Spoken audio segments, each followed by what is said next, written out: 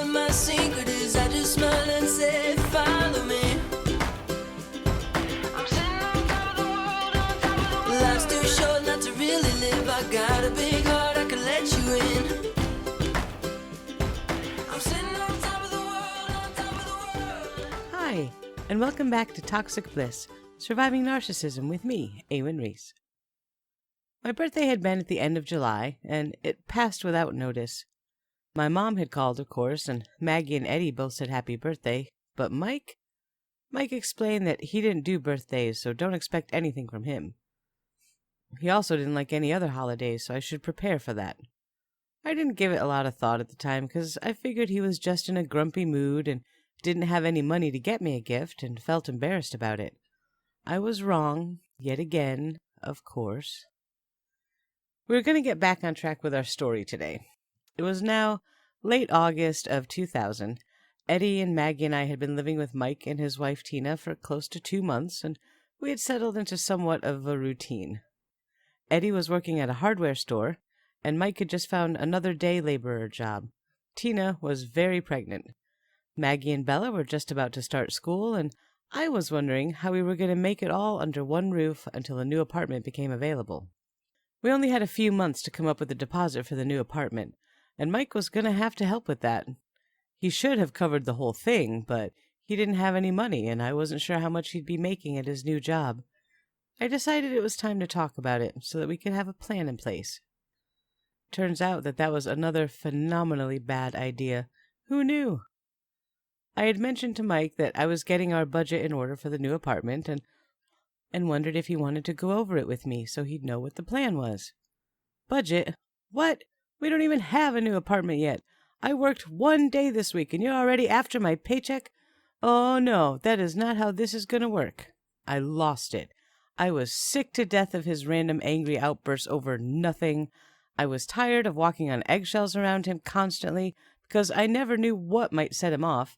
I was tired of pretending that everything was okay when he was in a good mood, just to try to preserve it for as long as I could, but always knowing that at any moment the tides could turn. I was also sick and tired of him thinking I was going to support his stupid butt without his help. I told him all of this. Well, I say told, but in reality I just flipped out and screamed for a bit. At least in that moment, I was done caring about his gentle sensibilities and the monstrous chip on his shoulder. He looked at me in shock. He hadn't heard a word I'd said. All he'd heard was my anger, my outrageous insubordination. How dare I speak to him like that? He stormed out the door, and I quickly followed him. Oh no, you're not just going to walk away because you don't like it when you get yelled at. Grow up. We have to talk about this. I am not your mother. He kept walking, and I kept following. He was walking very fast, knowing I couldn't keep up with him easily. Anytime I'm upset about anything, you just run away instead of dealing with it. Stop being such a chicken. And he kept walking, a little faster now. I had to jog every so often just to keep up. We kept on like this for quite a while, me trying to get through to him, to get him to stop and talk to me, and him walking a little faster and a little faster. Stop! I yelled. No, he said, this is my natural pace. It's not my fault your legs are so short. Try to keep up. A jog would be good for you anyway. But at that exact moment, before I could even respond to this dig about my weight, I felt a sharp sting on my leg. Ow! I yelled and stopped running and looked. A car was driving by with some teenage boys in it yelling and hooping and hollering. I noticed the passenger was holding a box of eggs, and sure enough, that's what had hit me. I yelled a few choice words. It really stung, and now I had egg running down the outside of my leg. And Mike just laughed. I had just had enough. Why was I chasing this guy, this man-child? If he got so mad from just a conversation about a budget, then how on earth would we have any kind of life together? I was also mad that he didn't know the rule. The guy always walks on the outside of the sidewalk. This is why that rule was in place. What a complete jerk. I turned around and started walking back the way we came. I heard Mike yelling to me, "Hey, I'm sorry. Are you okay?" I ignored him and I kept walking. "Oh, now who's being the baby? You're going the wrong way." I just continued to walk and continued to ignore him. I was crying now and so intensely frustrated, humiliated, and just disgusted with the entire mess. This wasn't what love was supposed to feel like, and that seemed like the only truth that I had left to hold on to. I got back to the apartment, tired, spent, and emotionally broken. I decided to stay outside and have a cigarette before going in. Even though my leg was still stinging and needed a good wash, I just wasn't ready to deal with anything yet. Plus, I wanted a few quiet minutes to relax and calm down before Mike got back, assuming he was behind me somewhere. The back door opened and out came Mike. "What took you so long?" he asked, laughing, in his stupid, irritating sing-song voice. "How'd you get here before me?" I asked him. He just laughed again and pointed at a line of trees just down the way a bit. "We were right there when you turned around and left me. If you had just kept going the right way, you would have been here in half a minute." I put my head in my hands. I had run after him barefoot, not expecting to go out on a half-hour hike. And walking back angry, I was sure I had stepped on every possible pebble, rock, and piece of glass in Florida. All of that, and I had been within 100 feet of the apartment. Ugh. I was so sick of this day already. "Aw," he said, "come inside. Let's get you cleaned up." I went inside and straight to the bathroom without saying anything. He started to walk in the bathroom behind me, but I turned and closed the door on him. I figured I could handle washing my leg by myself. When I came out, he was leaning against the wall right next to the door, waiting for me. That was oddly unsettling. "Want to play some Diablo?" he asked with a smile. "No," I said as I walked to the kitchen to get a soda. "I want to talk about a budget for our new apartment. I want to talk about plans for life after we get out of here. I want to talk about real things, important things, without you getting all bent out of shape. When you're ready to do that, come talk to me. Until then, just give me some damn space." I took my soda and flopped down on the couch. Mike had stayed in the kitchen, thankfully. Let him play online for a while. That would give me some thinking room. And of course, as it happened, every single time I wanted a minute alone to think, someone else came into the scene. Eddie walked down the stairs and said, "Oh, there you are. Where were you? I got Maggie to bed, but we need to talk." "Don't ask," I said flatly. "What's up?" "Well, don't be mad, but I decided to move out. I'm going to move in with Vampirella, and I'm leaving tonight." I spit out the soda that was in my mouth. "You what?" "Yeah, sorry. It's too weird here. She said I could just move in with her, so I'm packed and ready to go. Cab is on the way. It's not far, so I can still be with Maggie and all, and I'll stay in touch," he said almost apologetically. "Eddie, I'm not worried about me or Maggie, but are you sure this is a good idea?"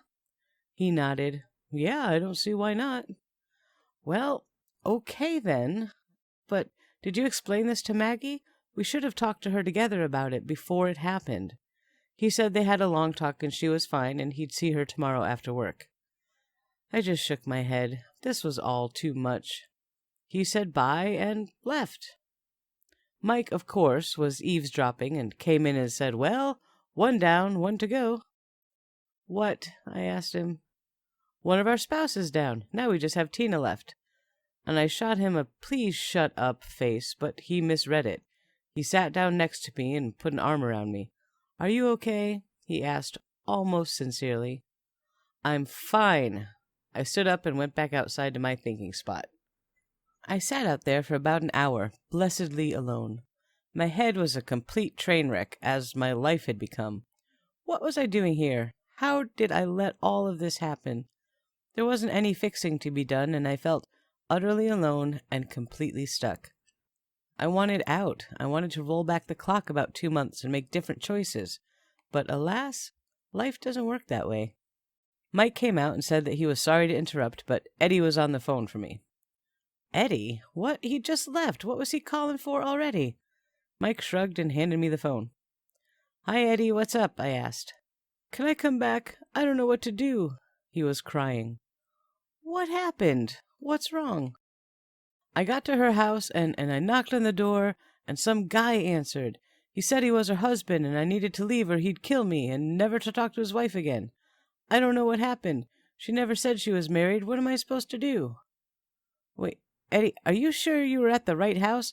Didn't you talk to her earlier, and she told you to come over?" "Yeah, that's what she said. She never said anything about a husband." Oh, good grief, Eddie. What a mess. Well, just come back here and we'll figure it out, I told him. He said he had put in a call to his mom. She was in Clearwater and she might come up to get him. He'd call me back as soon as he'd heard from her and let me know. Well, all right, I told him, but good luck, and please reconsider going to your mom's. You don't need that kind of headache. You can just come back here and the three of us can get our own place. He said he'd call me as soon as he knew. We said our goodbyes and I sat there stunned for a few minutes. Mike had been listening the whole time. He asked what happened and I gave him the story, and he laughed so hard that tears were pouring down his face. I didn't think it was that funny, especially given our own situation, but he was delighting in Eddie's predicament, and I just glared at him. I was completely out of words for the day. Eddie called back a few minutes later and said that his mom was on her way to pick him up. Well, how are you going to see Maggie if you're all the way down in Clearwater? I asked him. He said he'd figure something out. Right, okay, well, just call me when you get settled and we'll make a plan. Good night. I went back inside and put the phone on the base. I thought a nice hot bubble bath would help. Plus, the bathroom door had a lock on it. Before I even made it to the steps, I heard Tina yelling. Now what? I wondered. Mike, it's time, she yelled. It's time. Time for what? Oh, God, the baby. Mike ran upstairs and collected Tina and her pre-packed overnight bag and helped her down the steps. Tina was talking to me about Bella, and I said, just go. I'll be with the girls. Just go, go. And they left. I went upstairs to check on the girls, and they were fast asleep in Bella's room. So I went back down to the living room and sank onto the couch. I didn't think I wanted to be with Mike anymore. My husband had just moved out, and he was going back to his mom's house. After all the crap she'd done to us, plus he'd be so far away from Maggie. She was going to be devastated. And Mike was on his way to the hospital with his wife, who was about to have their second child. Oh, wait, it's definitely not his, right? I think I was almost jealous of Eddie in that moment. All I wanted in the world was to call my mom and have her come pick me up and take me home where it was safe and normal. I fell asleep while lost in these thoughts, my face wet with tears. We're going to pause here for a short break, and we'll find out what wakes me up when we get back. Welcome back. It was sometime in the middle of the night when Mike came home. He woke me gently and took my hands, pulling me to my feet. Come on, he said, and I followed him in a sleepy haze. He led us upstairs and we climbed into bed. I woke the next morning disoriented for a moment until I realized where I was. Oh, God!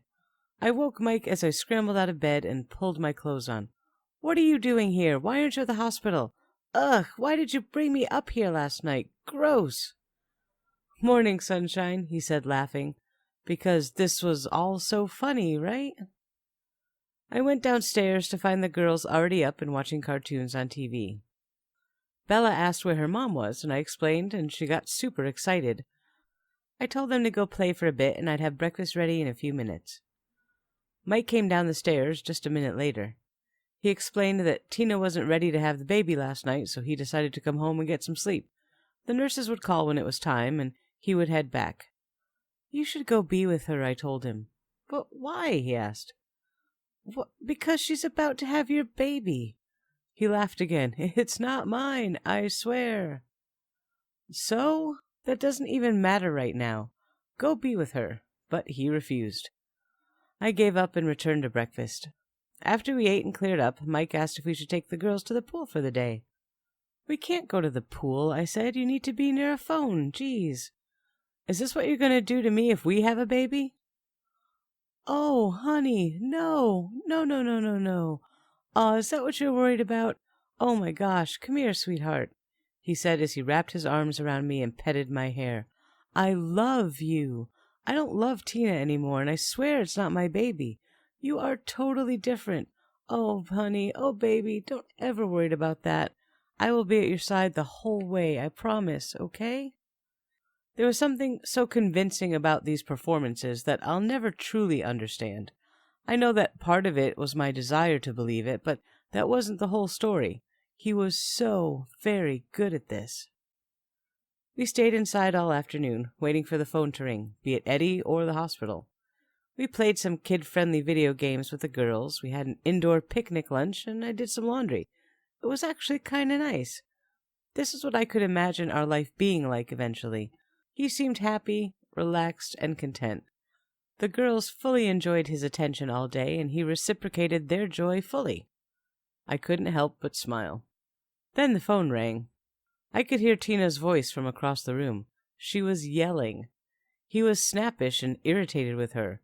"I'll be there when I get there," I heard him say as he hung up the phone. I looked at him and sighed and said, "Just go, please, for me." He got up, grabbed the keys, and stormed out. I tried to keep up the positive energy from that afternoon with the girls. We ordered some pizza, we played some games, and eventually got them into the bath and then safely tucked into bed. I played Diablo all by myself until the wee hours of the morning. I had fallen asleep on the couch again, but this time I wasn't disturbed until the sunlight came through the windows and fried my eyeballs. It was already 9 a.m. Wow, the girls were still sleeping, or at least very, very quiet and possibly up to no good, so I ran upstairs to check on them. Yep, they were still sound asleep. Perfect. I headed for the shower. I was in the middle of shampooing my hair when Mike slipped in behind me. He scared me half to death. I hadn't even heard him come in. We stayed in the shower until the water ran cold. The girls were up by this time and making a racket. As we were dressing, I asked about Tina and the baby. She had had a baby girl early this morning and would be staying in the hospital until tomorrow. Everyone was healthy and doing well, and that was really good news. I spent the afternoon getting ready for the baby to come home. I put the playpen together, got the car seat installed. I washed all the tiny little onesies and blankets so they'd be nice and fresh for her. I sterilized the baby bottles that I had found in the Walmart bag collection, just in case they'd be needed. I went to the grocery store and I got a solid week's worth of food, some really healthy things that I could make to make sure Tina ate well with lots of good nutrition in case she wanted to breastfeed. I was quite busy with all this and hoped that someday I'd be the one coming home with a new baby. The girls decorated the living room with some streamers and balloons to welcome the new arrival.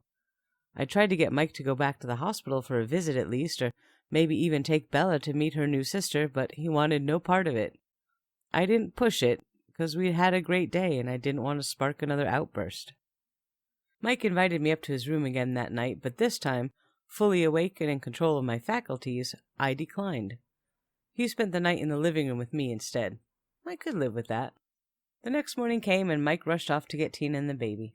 She was being discharged at 9 a.m. and he was already late by the time we got up and dressed.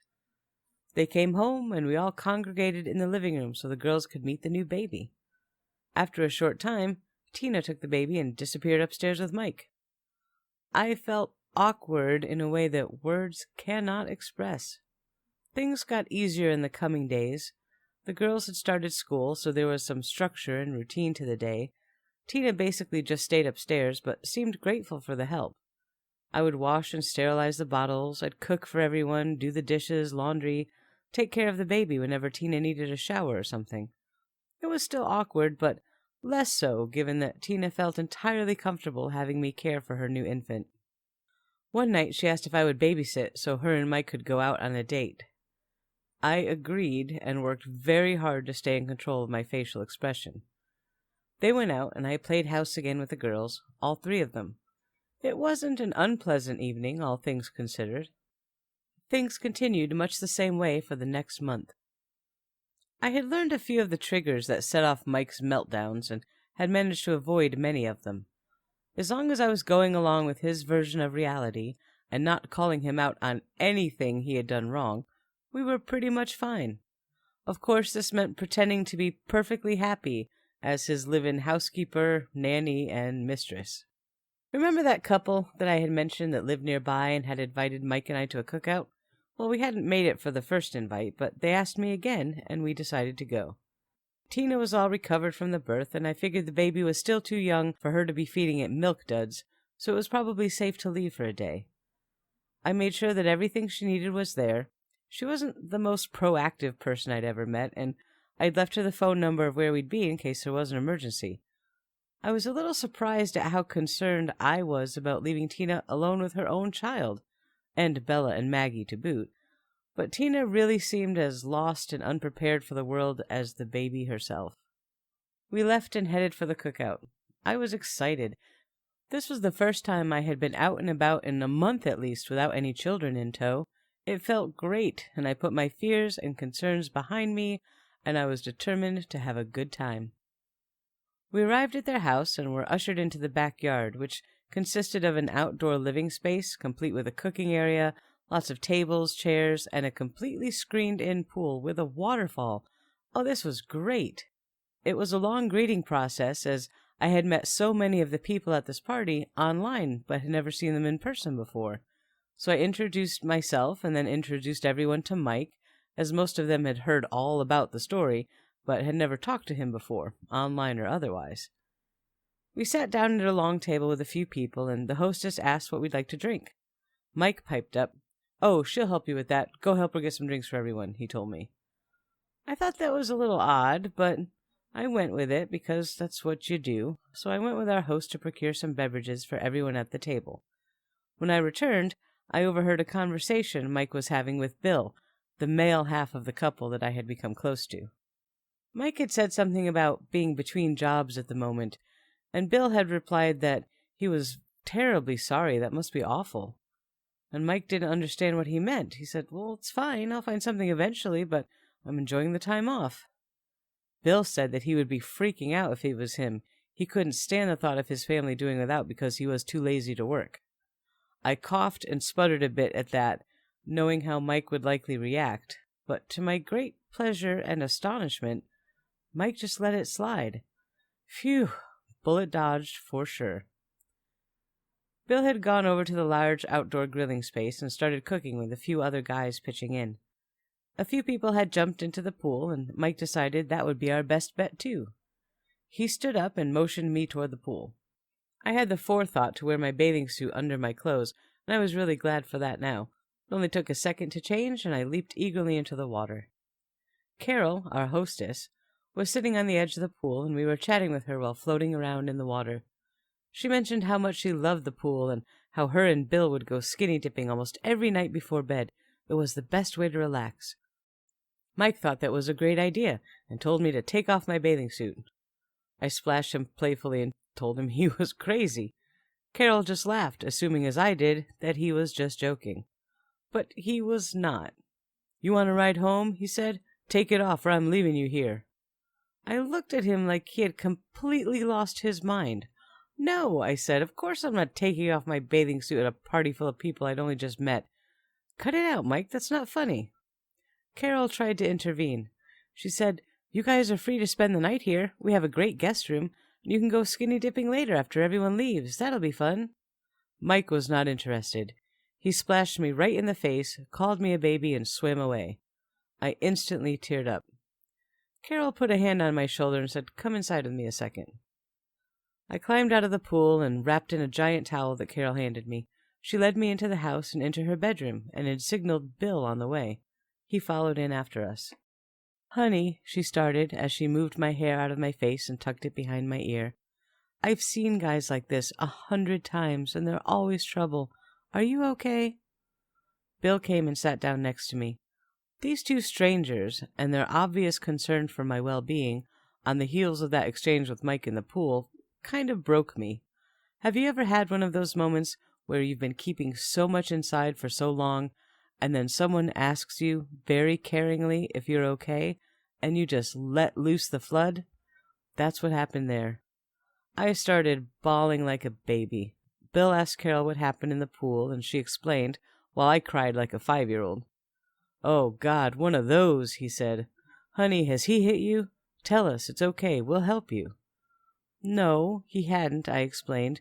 "He almost did once, but he stopped himself. He's just a jerk sometimes." I told them my story, in a highly abbreviated way, and they said that I could stay there with them, and Bill would send one of his friends to the apartment to get Maggie and bring her back up here, and they would make sure I got back to Connecticut if they had to drive us there themselves. I couldn't believe their generosity, and I was this close to saying yes, but I didn't. I said, "No, it's okay. He wasn't that bad. And I was just overtired with the new baby in the house and all of that, and I hadn't had anyone to talk to for so long. I apologized for dumping it all on them, and I was fine, really." Carol looked me right in the eye and said, "Sweetie, I've been there. I've dated guys like him before, and they don't change, and they don't get better. They get worse. But like you, I thought I could handle him. If you're not ready to leave him, I understand. It took me a long time too, so how about this? If you ever decide that you need to get out of there, you call me anytime, day or night, and we will come get you immediately and get you home, okay? I promise we'll be here for you. Do you promise you'll call me if you need us?" I nodded, and I hugged them both. They looked at each other, concerned, but I dried my eyes, and I felt immediately better, just knowing that someone understood, and someone cared, and if I needed a rescue, there was one available to me. Life felt a little bit brighter. We went back outside, and Mike was standing against a pillar drinking a beer. "You ready to go now?" he asked. I didn't want to leave, but I knew that if we stayed, something was going to explode, so it was better to make a clean exit. Carol walked us out and hugged me tightly and said, "Remember, you promised," and I nodded again and thanked her. We got in the car. "Promised her what?" Mike asked. Ugh, of course he'd heard that. "Oh, nothing. I just promised I'd stay in touch, that's all." I could tell that Mike didn't really believe me, but it was plausible enough that he couldn't really argue about it either. We drove all the way home in silence, their words echoing in my head. Why didn't I take them up on their offer? I'd wanted to run home to my mother so many times that summer, and when a way was finally offered to me, why didn't I leap at the chance? Well, there was one more secret that I was hiding from Mike at that time. I was pregnant. Tune in to the next episode for the big reveal, the big fight, and a confrontation with Tina and the truth. Until then, thanks for listening, and take care. People ask me what my secret is. I just smile and say, live for today. I'm sitting on top of the world, on top of the sun came up and I